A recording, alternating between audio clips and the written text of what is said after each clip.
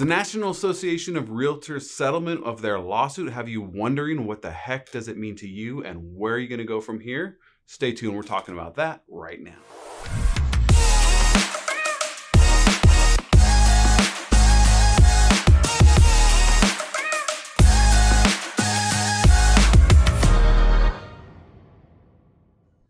What's happening? J.C Agajanian here, broker associate with the Whissel Realty Group, and today we're cutting straight to the chase, talking about the NAR settlement and what it means to you. As usual, we jump on a mastermind every Monday, and today it was a big one. The Fast Forward movement is a group of like-minded agents, nationwide group, tons of realtors, top producing agents, team leads doing impossible numbers with their groups, not to mention individual agents and everyone in between.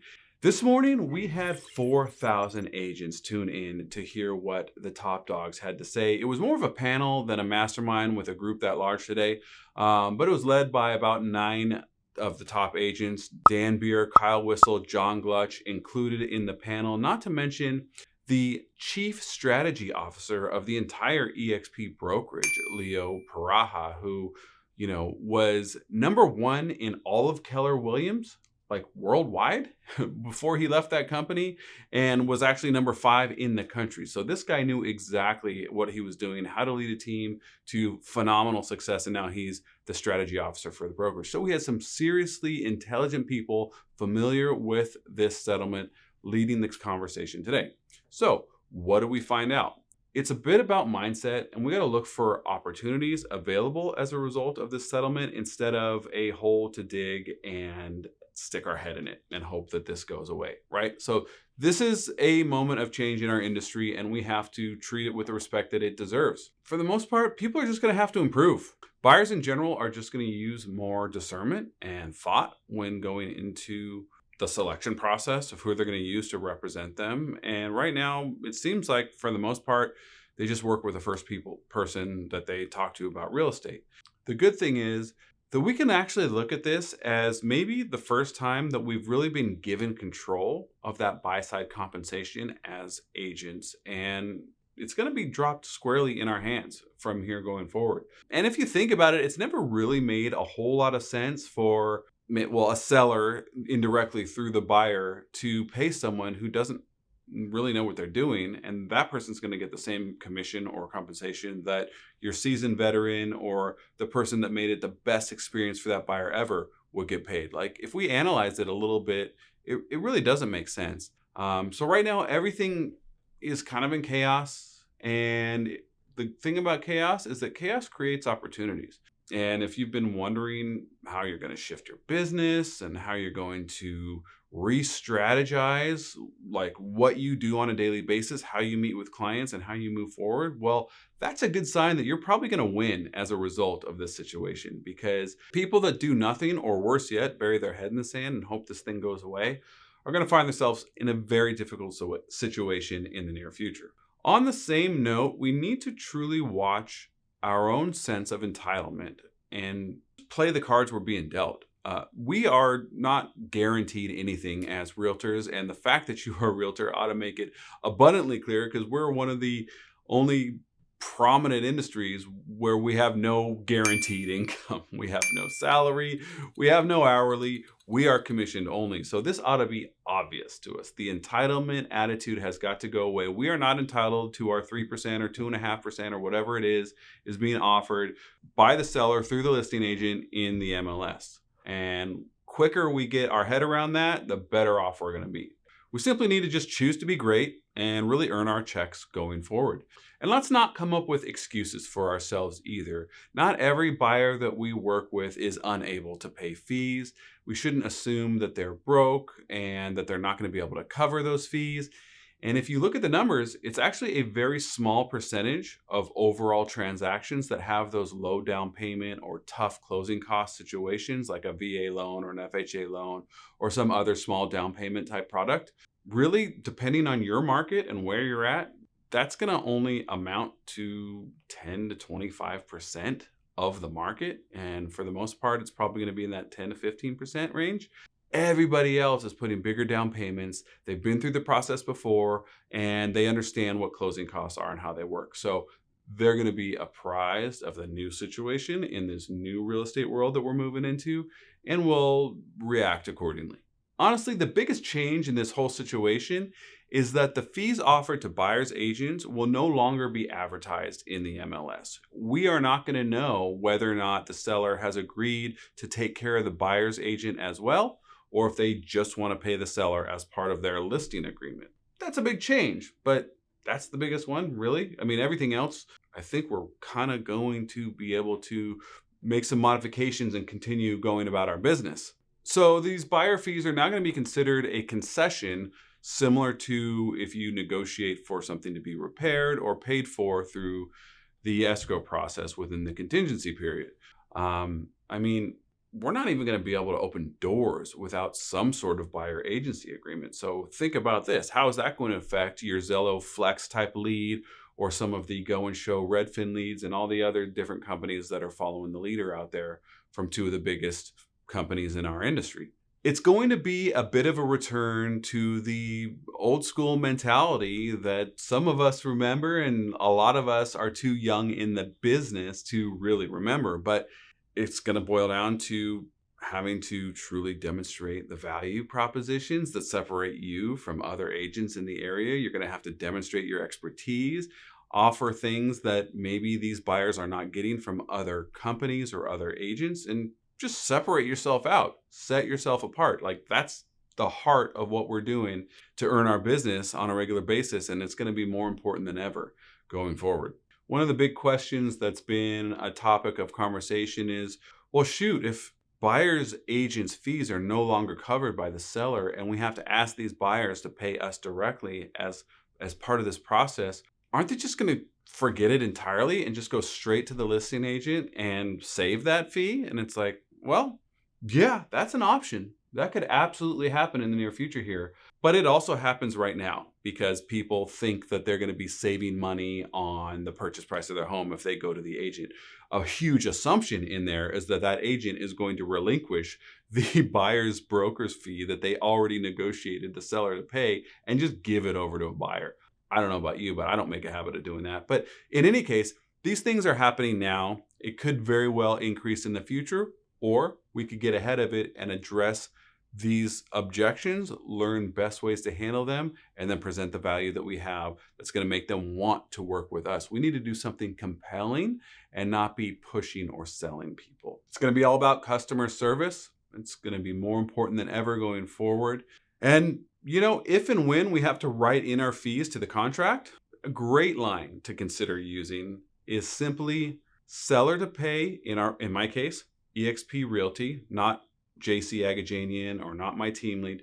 Seller to pay eXp Realty 3% on successful closing of this transaction. Plain and simple, keep it clean, basic and short as possible. And you know what? All we're doing is putting a name in the contract of what is already happening now before the settlement, right? We're just putting it in writing. What will this actually look like in practice? We really don't know yet, but we have had a great conversation with some really smart people in this field. And one plausible scenario is kind of a 3-tier level of buyer agency that buyers can choose from. So the example is for an open house or maybe a flex type lead where it's just you want to show a property to a stranger who's called on you for one reason or another. There may be the lowest level of commitment that you can ask of a buyer in that scenario, where maybe it's like it's just for this one property. Maybe there's a small fee and there's no commission guaranteed if they actually do buy this property, or maybe there is, you know, that's yet to be seen. But it's just kind of a one-off. We don't know each other very well. You want to see this property, I'm willing to show it to you. Here's what we have to do. Kind of like the PED forms during the lockdown. Then, of course, you'll have a medium type commitment, and that level would also come with a bit more of compensation.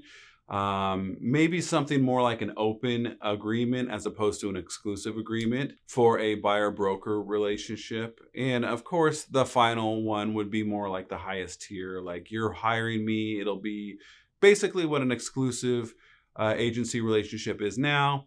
It'll come with the full fee, not just on the property that we're looking at, but on any property. You're hiring me to represent you, not just now, but in any situation. We're trying to partner together, get across the finish line, and make sure you get the best property available. And I know I've got a client I'm working for. That could very well be the way that this works out.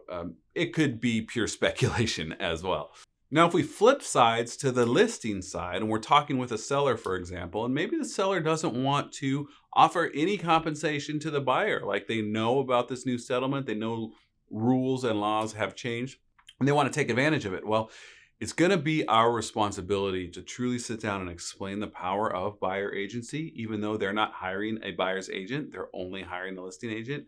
They need to understand the importance of working with a solid buyer's agent, and the understanding that even in this new world of real estate that we're going to be living in, buyers agents are still going to be the primary way that buyers see properties through the MLS. They're going to be the primary way that they view them in person and then write offers and negotiate for them. And so it kind of makes sense to continue doing things the way we're doing them now, because we want to attract someone with a solid professional on the other side of this transaction so that we don't go crazy trying to get this thing done.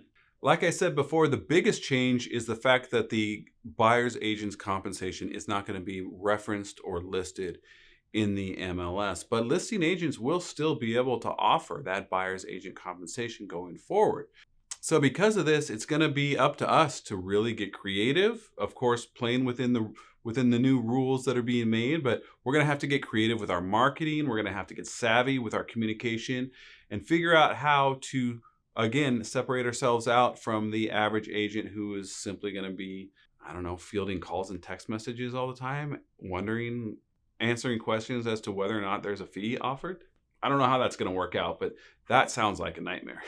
Solid relationships, not just with our clients, our past clients, our sphere of influence, to earn repeat and referral business, are not only going to remain the most important thing that we can do in our business, but we're also going to have to focus on the professional relationships amongst our peers in the business here. They're also more important than people really understand right now, but going forward, they're going to be one of the most important pieces of our business as well, because there's going to be growing pains and learning curves and different things that take place as the market changes. We're going to have to rely on each other. Those relationships are also going to be beneficial if you are representing a buyer, for example, and there's a listing agent on the other side that knows you know how to do your thing. You're going to conduct yourselves in a professional manner. You're going to negotiate in good faith. You're going to get your client across the finish line. This listing agent who has maybe heard of you or has had a firsthand experience working with you is going to advise their seller, this guy over here, they're going to be a good one to work with. This person over here with 2 transactions in the past 24 months from homes.com, have no idea what to expect. And I'm really not eager about taking up their job and doing that for them. So communicating that to your sellers and relying on those solid industry relationships are also going to remain very important as we go forward. One really cool potential side effect that could result from everybody basically having to have some sort of either short-term single property only or more permanent, like I've hired this agent buyer representation contract, is that it'll probably be like the PED forms where they get really old, and every single property, every single showing you have to go on, we have to sign this individual form saying, okay, today it's you. Tomorrow I was talking to this other person that I met at open house. Next weekend, I saw this person through Zillow and they're going to help me out. Like, people are going to get sick of that. And so there's a much higher chance and a degree of likelihood that we will all end up with more permanent and trusted relationships, because the buyers who are bouncing around from open house to Zillow Flex Call to whatever else, just wanting to see properties all the time, they're going to get sick of it. And they're going to go, maybe I should just do a little bit of research and find out who is going to represent me the best and stick with them. This could actually be a really great side effect. Like I said, a good unintended consequence of us people who work buyers. I work both listings and buyers, but I'm a buyer's agent too. And the fact that this paperwork is going to be required for every showing may push people to figuring out who you want to work with and pick them. And we could end up with a lot more committed buyers as a result of this, as opposed to the opposite where we think we're going to lose buyers. One of the last thoughts that we kind of talked about today is one of the old adages, one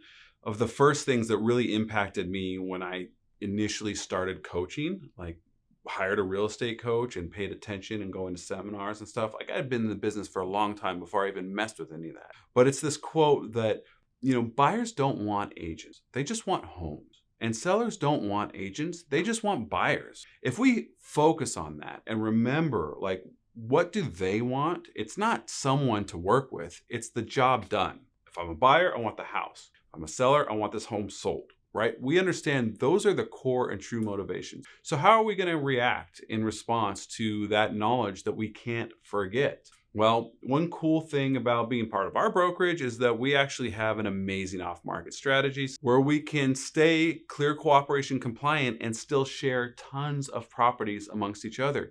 One of the big differentiators between our brokerage, EXP, and just about every other brokerage out there is that we are one brokerage, one company, internationally, worldwide, not just domestically here in the United States. So other companies like Keller or Coldwell or Berkshire Hathaway, they will have market centers, and you'll always see independently owned and operated, right? Each brokerage independently owned and operated. Well, that's cool until Clear Cooperation comes along and says you can't share anything outside of your brokerage. The fact that we are one brokerage, one company worldwide means that we can share everything as long as it's not on the MLS and it's essentially in a system we've created for ourselves. So we can genuinely share with our clients that we have a whole, built out system and structure to share off-market properties. This is just one of the value adds that we can offer them, and something that we can do to mitigate the recent changes in laws. Like, this is definitely something that we can pitch and stand behind, and it's not going to be